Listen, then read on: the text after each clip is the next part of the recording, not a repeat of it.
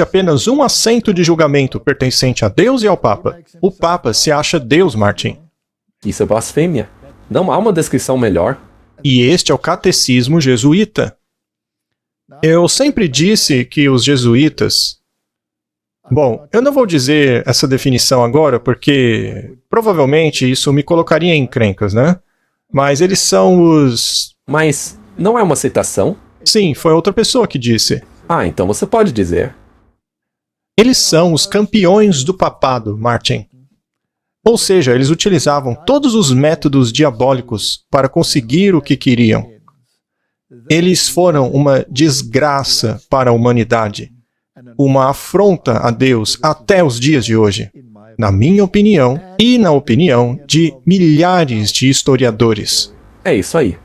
E tenho certeza que o espírito de profecia concorda com isso. Exato.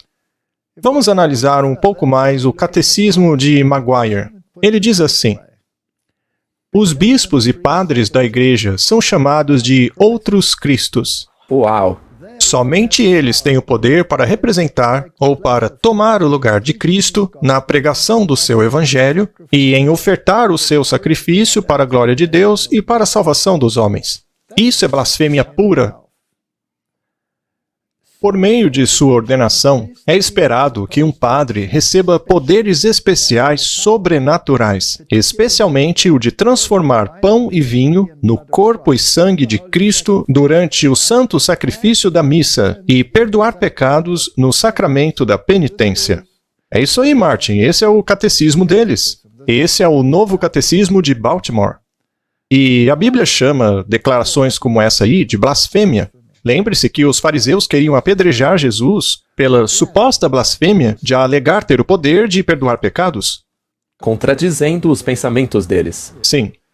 Mas será que eles se satisfizeram em contradizer tudo que a reforma protestante descobriu? Não. Não. Eles acrescentaram algo a mais. Em 1854, declararam Maria como sendo imaculada. Isso é incrível, Martin, porque eles declararam Maria como sendo imaculada para que Jesus pudesse ter nascido dela. Isto significa que ela não tinha pecado.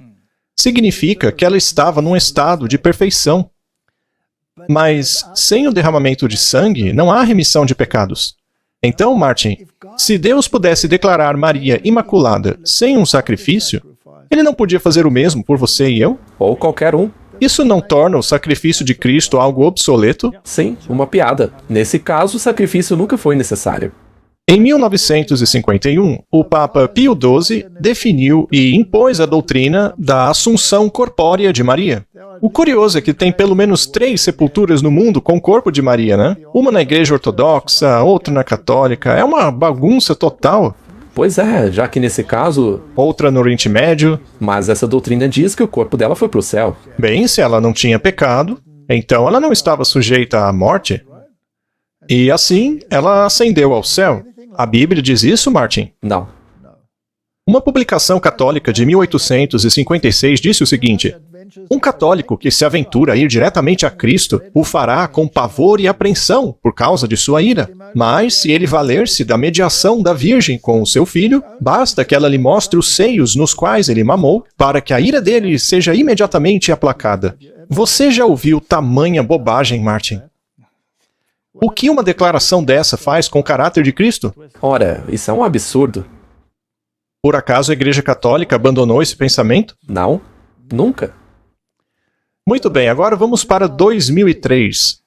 O desafio de Roma. Muitos cristãos acham que o domingo é o dia bíblico de adoração.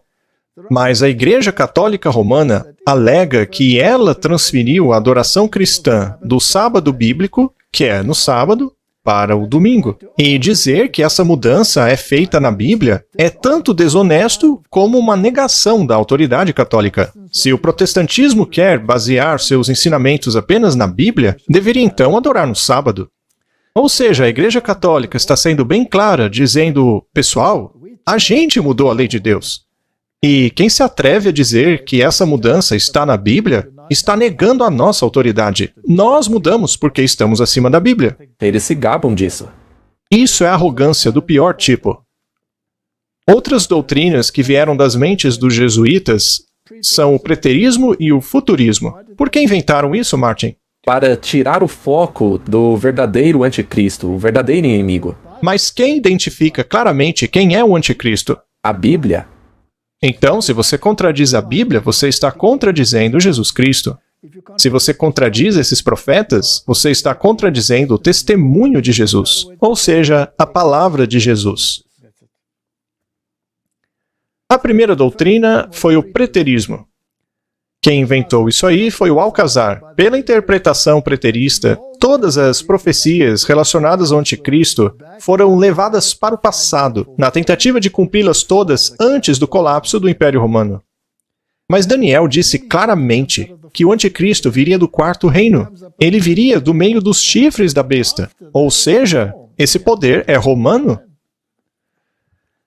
Vamos ver de onde veio isso, Martin. Alcazar, um jesuíta espanhol, valendo-se de uma dica de Victorinos, parece ter sido o primeiro, em 1614, a sugerir que as profecias apocalípticas não valiam para depois da derrubada do paganismo por Constantino.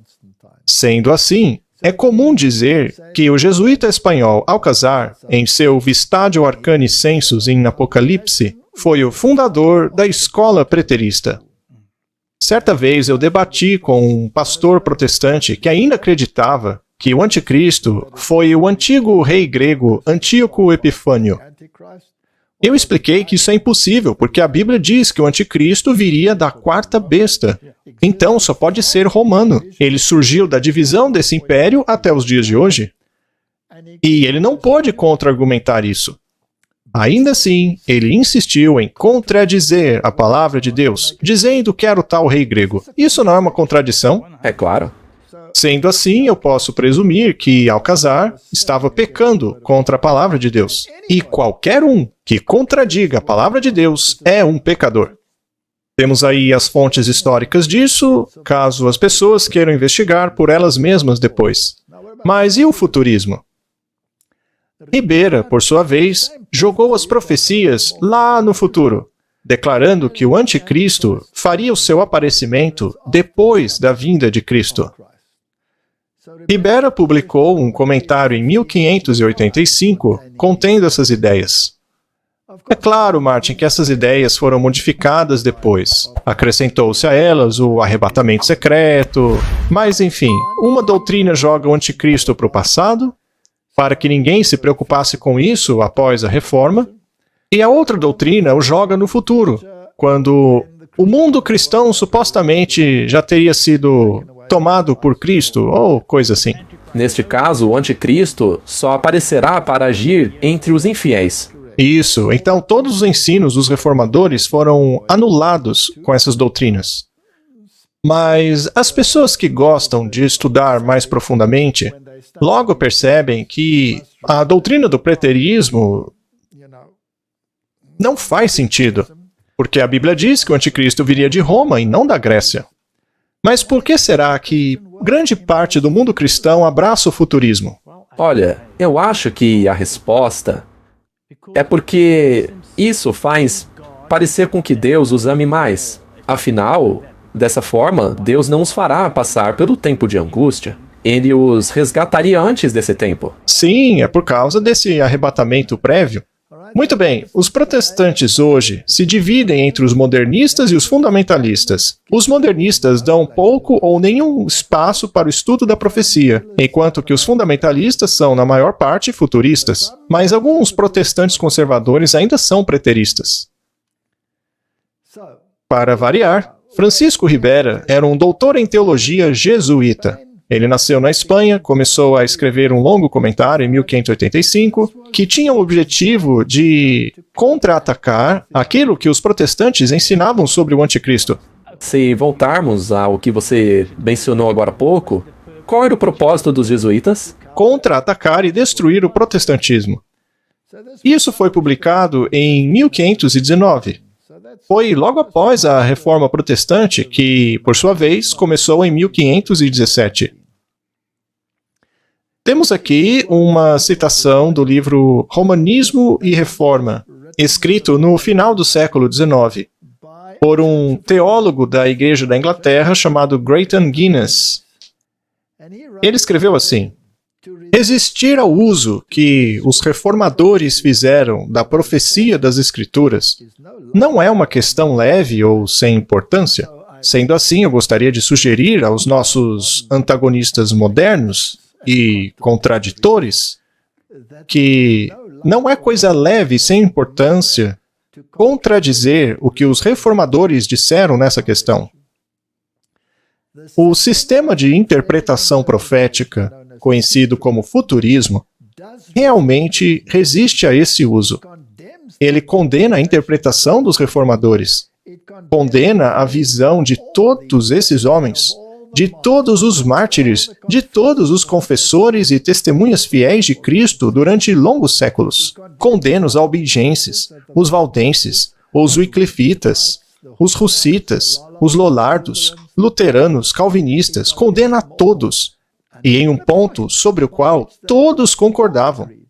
Uma interpretação das Escrituras que eles incorporaram em suas confissões solenes e selaram com o seu sangue. Isso se aplica a nós hoje ou não passa de história antiga?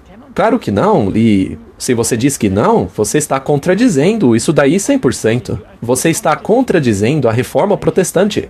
E também está dizendo que a reforma não veio de Deus. Exato. Vai ver, a reforma veio do diabo, porque há apenas dois lados com relação a essa questão.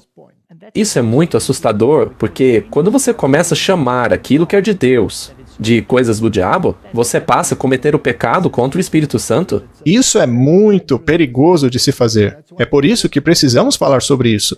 Qualquer um que siga por esse caminho torna-se culpado da mesma ofensa. O livro de Apocalipse faz uma advertência muito severa e uma grande bênção àqueles que o leem. Mas se você o contradiz, fogo virá do céu e o destruirá por isso. Outro indivíduo que lidou com essas doutrinas foi um nome chamado Bellarmine. E como vocês já podem imaginar, ele era um jesuíta. Um dos mais conhecidos apologetas jesuítas publicou uma obra entre 1581 e 1593, intitulada aquilo ali embaixo que vocês estão vendo, com relação a pontos de disputa entre a crença cristã contra os hereges do seu tempo, no qual ele também nega o princípio dia-ano em profecias e jogou o reino do anticristo para um futuro período de 3 anos e meio literais. Martin, isso é destruir a interpretação profética. É destruir as diretrizes dadas pelas próprias Escrituras. É contradizer a palavra de Deus. É algo muito perigoso de se fazer. Bom, agora eu queria ler o parágrafo de um livro. Eu vou ler esse parágrafo porque um desses senhores envolvidos nesse ataque moderno contra a reforma protestante ficou muito ofendido com o fato de eu dizer que as sociedades secretas estão envolvidas no nosso contexto atual. Veja só o que diz o livro The Grand Design Exposed.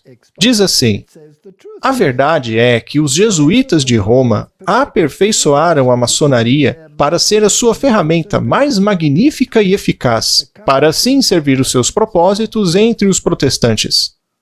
Martin, existem muitos maçons envolvidos no protestantismo.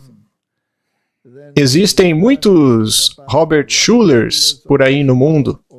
Muitos dos pregadores de mega-igrejas pelo mundo estão associados à maçonaria. O Norman Vincent Peale era um maçom de 33º grau, e ele foi mentor do Billy Graham, etc, etc. A lista é interminável. Portanto, esta afirmação não pode ser considerada apenas uma teoria da conspiração. Vamos agora ao espírito de profecia, ver o que ele tem a dizer. E lembre-se, aquele senhor mencionou o espírito de profecia. Aquele texto que compara o papado ao camaleão. Mais tarde falaremos sobre isso. Vamos olhar outros textos por enquanto. O papado é exatamente aquilo que a profecia declarou que seria: a apostasia dos últimos tempos. Suas doutrinas não deixam isso claro, Martin? Por acaso, qualquer uma delas foi repudiada por eles? Não. Faz parte de seu comportamento assumir um caráter que melhor ajude a cumprir o seu propósito. Mas, sob a variável aparência do camaleão, ele esconde o veneno da serpente. Foi esse parágrafo que ele mencionou. Não somos obrigados a manter a fé e guardar promessas a hereges, diz o papado. Ora, mas ele pode até mentir, não é? Afinal, ele não disse coisas lá no avião para o repórter que no fim não valeram de nada? Deveria então esse poder, que por 1000 anos escreveu os seus registros com o sangue dos santos, ser reconhecido como parte da Igreja de Cristo? Direto ao ponto, né? A igreja que se apega à palavra de Deus está irremediavelmente separada de Roma. No passado, os protestantes se afastaram dessa igreja apóstata. Porém, têm se aproximado dela cada vez mais, seguindo por um caminho de reconciliação com a igreja de Roma. Isso foi retirado da Review and Herald e foi escrito em 1886. O Ryder Brisman disse que escritos como esse devem ficar para trás, serem descartados. Roma nunca muda. Martin, eu queria que eles percebessem que Roma não pode mudar porque ela se considera infalível. Ela não pode mudar sem quebrar toda a sua própria teologia. Os princípios dela não foram alterados em nada. Ela não tem diminuído a distância entre si mesma e os protestantes. Ora, claro que não, porque os protestantes têm feito isso, né? E por qual razão têm os protestantes de hoje feito isso? É a rejeição da verdade bíblica que faz com que os homens se aproximem da infidelidade. É uma igreja em retrocesso que diminui a distância entre si e o papado. E essa é a religião que os protestantes estão começando a olhar com tanto favor e que, eventualmente, será unida ao protestantismo. Nós precisamos de coisas como essa em nossas próprias fileiras? Não, é claro que não. Se... Isso aí é uma profecia. Sim, é uma profecia. E tornou-se realidade. Sim, com certeza. E se você torna-se parte do cumprimento desta profecia, você tem que abrir os olhos para ver bem onde está pisando. Correto? Essa união, no entanto, não será efetivada por uma mudança no catolicismo, pois Roma nunca muda. Ela reivindica infalibilidade. É o protestantismo que mudará. A adoção de ideias liberais por parte dele o levará a um ponto onde poderá apertar as mãos do catolicismo. E Martin, se acontece dentro da nossa igreja, então chegou a hora de falar e alertar as pessoas. Se você quer evitar o fogo, então, meu amigo, é bom ficar longe desse tipo de teologia. O povo de Deus é chamado para expor a perversidade do homem do pecado. Neste tempo mesmo em que vivemos, o Senhor chamou o seu povo e deu a eles a mensagem para denunciar a maldade do homem do pecado. E não tornar-se conciliatório com ele em concílios ecumênicos, não é? A gente não precisa ler tudo, mas é suficiente dizer que deve ser mostrado às pessoas o que podem esperar do poder do papado. Portanto, quando as pessoas perguntam pra gente, por que vocês falam tanto sobre isso? Ora, porque é uma questão de vida ou morte. E o pior é ouvir essas contradições de pessoas que conhecem a verdade. Sim. Se alguém está disposto a falar coisas como aquela, que deixe a nossa igreja e se una ao Papa. Sim, torne-se logo um cardeal, como aconteceu com Newman. Ou mesmo, junte-se a qualquer outra denominação, porque o dever da nossa igreja é denunciar a perversidade do homem do pecado. E tem mais. No livro O Evangelismo, diz assim: esse terrível quadro desenhado por João para mostrar o quanto os poderes da terra se entregarão ao mal, deve mostrar àqueles que receberam a verdade o quão perigoso é associar-se a sociedades secretas ou se unir, de alguma forma, àqueles que não guardam os mandamentos de Deus. Ora, Martin, veja só. Mas sabe, a gente podia mostrar imagem após imagem, falando da união entre os protestantes e a maçonaria, contradizendo a palavra de Deus. Mas nós não temos que fazer isso, porque todo mundo já deveria saber. As pessoas podem pesquisar.